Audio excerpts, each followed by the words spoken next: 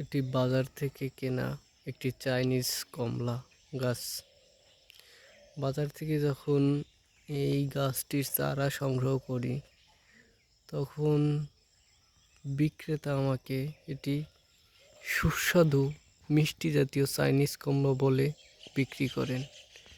কিন্তু বাড়িতে এসে গাছটি লাগানোর এই 1.5 বছরের মধ্যে গাছটিতে ফল দিয়েছে প্রায় 5 বারের মতো।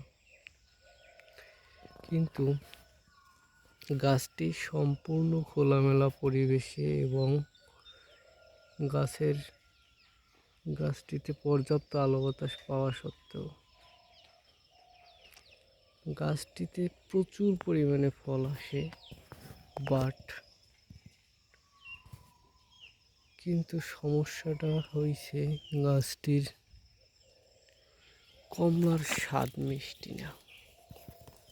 দেখতে চাইনিজ কমলার মতো, ফলের পরিমাণও প্রচুর পরিমাণে, বাট স্বাদে টক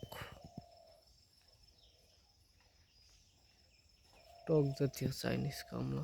ফলনও প্রচুর পরিমাণে, কিন্তু স্বাদে টক। প্রচুর পরিমাণে ফলন, প্রচুর পরিমাণে, কিন্তু মিষ্টি না।